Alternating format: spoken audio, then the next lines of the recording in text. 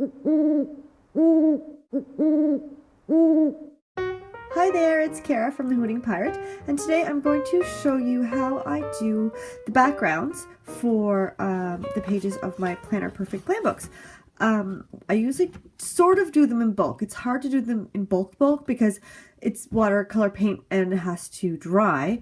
But what I do usually try to do is maybe when I'm cooking or when I'm doing homework, when I've got sort of minutes in between where I'm waiting, like if I'm helping the kids with their homework and then I have a few minutes while they're working, I'll do this and then let it dry while I'm helping them or whatever, and I'll come back to it. So I usually take a bunch of books. I just grabbed 3. These are actually, I got this one for my December book.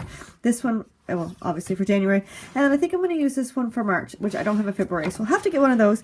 But I just want to show you what I do. So I usually just like spread them out all on my counter like this and then work on each book in turn. But I'm just actually going to do one. I'm just going to do one. But that's what I do. I go all one color, and then I go all another color, and then all another color. And so they're all spread out, and that way I can do it in bulk and not have to, it's just, I can do a lot in a short amount of time, because since I can't do a whole bunch of pages in one book, I can do a whole bunch of pages in a bunch of different books. So I have all my watercolor in this little pencil case, and I can take this in the car, I can take it on my kitchen counter, I can take it to the room where the kids do their homework. And so I've got these Caran d'Ache crayons, which I absolutely love. They're watercolor crayons, so they're a bit waxy, but they're still watercolor, and they're really good to, you'll see, I love them. I love them better than, what are those called? The little sticks? I can't remember. And watercolor crayons, I love. They're right here, actually. What are these called? The Faber-Castell. These things. What are they called? They're not here. These things. I don't know what they're called. Anyway, I like them. I like these better than those. So I'm going to take just my favorite colors, because if you look through my books, there's a lot of pages that are turquoise green. And then I always put some black splotchy bits over top, because that's just fun. So I always do the same thing. Let me see, I'll show you this one. You can see I have 3 spots. See, look, those are the colors. Let me see here, 3 spots, 2 colors, and splotches of black. Do I have another one? See, and I just sort of randomly open pages. Oh, there's another green and teal. Yeah, 3 spots, black. And I sort of like make a triangle, not always, but try to make a triangle, not get them too much of a line. So that's what I like to do, because it's just sort of, it's visually pleasing, I guess, to the eye. Also variety. You don't want to just have a big blob of the same color green. You want to have a little bit lighter, some with more water, with less water. So I have this water brush pen.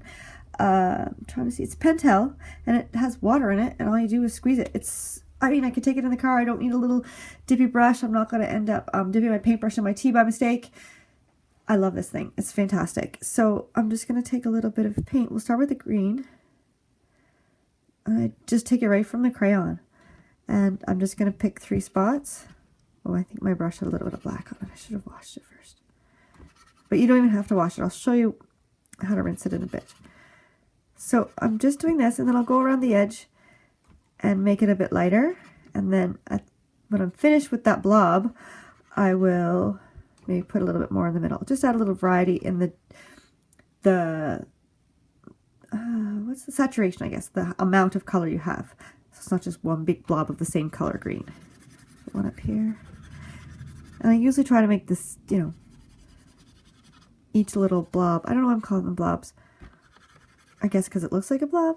Anyway, each one I'll make it sort of the same. So if this one is super light, I'll make that one super light too. But this one, I'm going to add quite a bit of color, because this green isn't very pigmented, I find, compared to some of the other colors.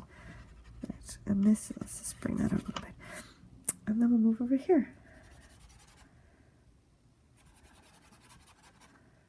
And it doesn't have to be a circle, or like, I kind of try to do clouds. I'll make some of them sort of longer like this.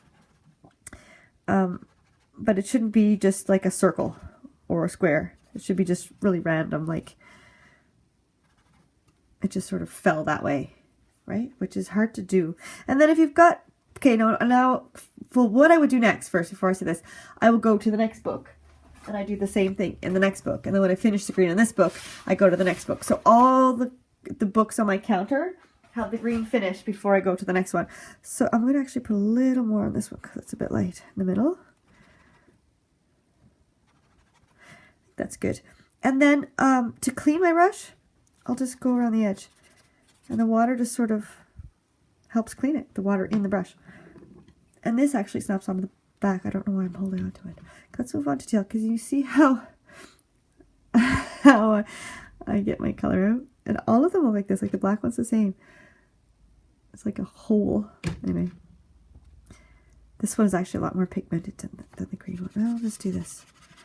And I sort of blend them together, not too much. And I will just, again, random shapes.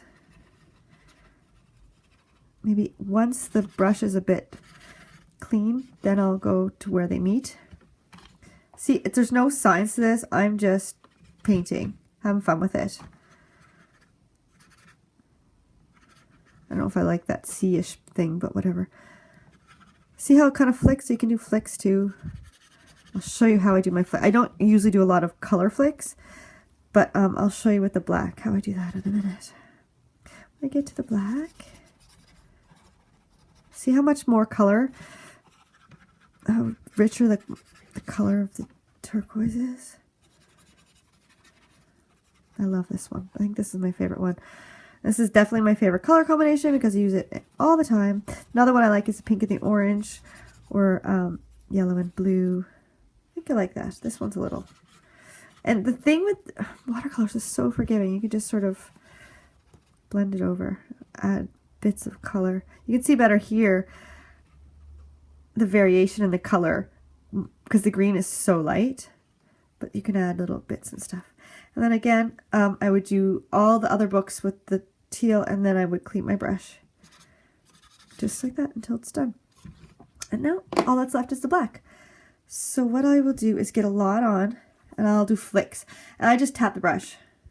These ones are pretty small, and then I'll get lots of water down in the brush, and then I'll, like, I guess just throw blobs of water down, and then that'll dry. It dries different. If it's, see how it's starting to run here? If it's on it, sometimes if I'm with the kids with the homework and there's a book underneath it, I'll have runs, which I don't really like, but whatever. It dries differently than you'd think because you can see how dark this is here. I'll show you the other one that's dry again in a second, and you'll see how differently it dries. It dries a lot lighter. So then again, to clean the brush, I would go, because I've got a lot in there, so I might make a few little things here because I don't want to put a bunch of color in one spot. So I will just, I do have a lot. I might just get more out first. And then I will just color. And again, it does dry a lot lighter, but I have a lot in my brush. So I'm not going to actually do any more because I don't want any more. But I would keep going on my other books until I didn't have any left. Where did that go? Here it is. I'm just going to show you in this one how much lighter this is. Like this would be the same as, say, this one. That one's probably a little bit, sorry, I'm off camera, cheapers. This one is probably a little bit lighter than that one. But let me see if I can here. This is probably how this is going to turn out here. This one here is probably the same color set. So you can see, like, I just color until my brush is clean. So this one's actually has a lot more green than this one. So exact same colors, but you get a different look. And yeah, so there you go. It's a lot of fun. And that way, and then because it is watercolor, I use my, where is it? Hold on. You can use these Papermate pens right on top. It's Papermate Flare, medium like Jenny. And it writes on top, and I will also script the day of the week on there as well and write the date. But this will write, both of them will write really well over top with the watercolor. So there you have it. Have fun with it. And if you have any questions, you can leave a comment below or email me at kara@thehootingpirate.com.